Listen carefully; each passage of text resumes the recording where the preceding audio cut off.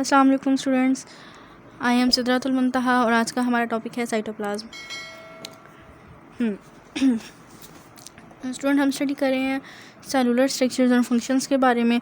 और previous lectures के अंदर हमने स्टडी किया था सेल वॉल और सेल मेम्ब्रेन को। आज के टॉपिक के अंदर हम स्टडी करेंगे साइटोप्लाज्म, जो कि सेल का स्ट्रक्चर है, और ये एक साइटोप्लाज्म जो होता है सेल का मेन स्ट्रक्चर होता है।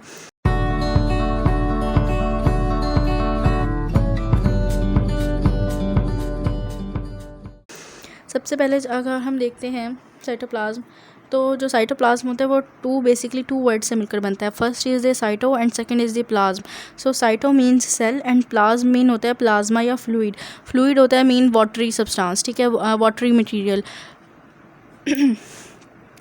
अगर हम साइटोप्लाज्म की बात करते हैं तो साइटोप्लाज्म जो होता है ये सेमी विस्कस और सेमी ट्रांसपेरेंट सब्सटेंसेस रखता है। ठीक है, क्या रखता है कि यानी कि प्लाज्मा मेम्ब्रेन जो होती है, प्लाज्मा मेम्ब्रेन से लेकर न्यूक्लियस तक जितना भी मटेरियल होता है उसको हम क्या कहते हैं, ये सारा साइटोप्लाज्म होता है। From plasma membrane to nucleus जितना भी मटेरियल होगा वो क्या कहलाएगा, साइटोप्लाज्म कहलाता है। और ये जो साइटोप्लाज्म होता है ये क्या होता है, ये सेमी विस्कस होता है और सेमी ट्रांसपेरेंट होता है। सेमी ट्रांसपेरेंट सब्सटेंसेस होते हैं इसके अंदर, सेमी ट्रांसपेरेंट सब्सटेंसेस से ये साइटोप्लाज्म मिलकर बनता है। सबसे पहले अब हम देखते हैं कि साइटोप्लाज्म की कंपोजिशन क्या होती है स्टूडेंट्स। अगर हम साइटोप्लाज्म की कंपोजिशन देखें तो इसके अंदर हम देखते हैं कि 80 to 90% इसमें साइटोप्लाज्म में क्या होता है, वाटर होता है।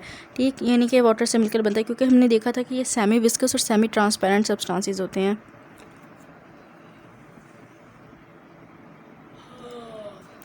नेक्स्ट अगर हम बात करते हैं साइटोप्लाज्म की, तो साइटोप्लाज्म के अंदर बहुत से ऑर्गेनिक मॉलिक्यूल्स भी प्रेजेंट होते हैं, इनऑर्गेनिक साल्ट्स प्रेजेंट होते हैं। ठीक है, अगर हम ऑर्गेनिक मॉलिक्यूल्स में देखें तो उसके अंदर आते हैं प्रोटीन, लिपिड्स, कार्बोहाइड्रेट्स प्रेजेंट होते हैं। ठीक है, ये क्या होते हैं, ये ऑर्गेनिक मॉलिक्यूल्स होते हैं। और अगर हम इनऑर्गेनिक साल्ट्स की बात करते हैं तो जो इनऑर्गेनिक साल्ट्स होते हैं साइटोप्लाज्म के अंदर, जिस तरह के साल्ट्स होते हैं वो सारे क्या होते हैं, पानी के अंदर पार्शली और कम्प्लीटली डिजॉल्व होते हैं साइटोप्लाज्म के।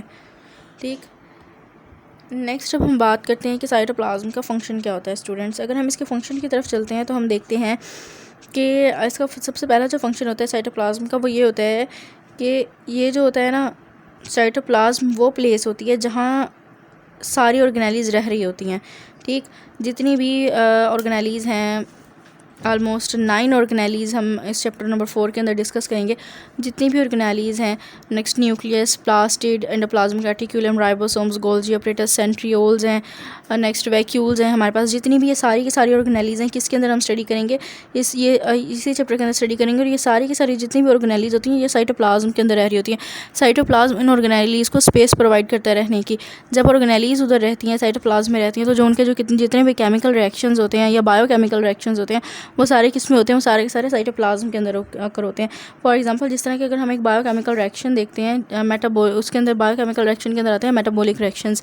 मेटाबॉलिक रिएक्शंस के अंदर क्या होता है, ग्लाइकोलाइसिस की एग्जांपल लेते हैं।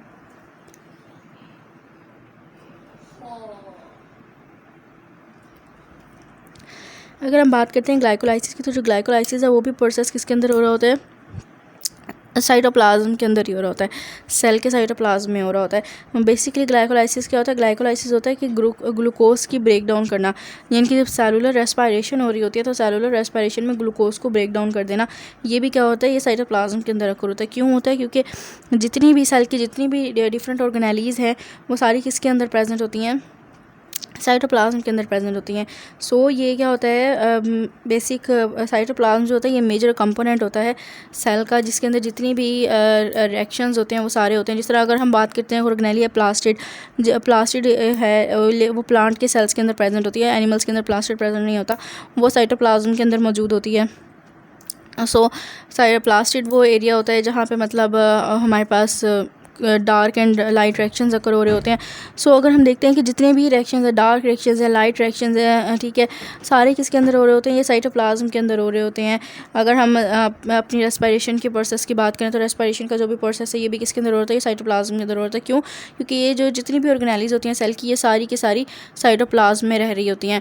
ये साइटोप्लाज्म उनको स्पेस प्रोवाइड करता है रहने की। और सेकेंड इसकी क्या होता है, इसके जो यानी कि ऑर्गेनेली साइटोप्लाज्म में यहाँ पे बायोकेमिकल रिएक्शंस टेक प्लेस हो रहे होते हैं डिफरेंट किस्म के।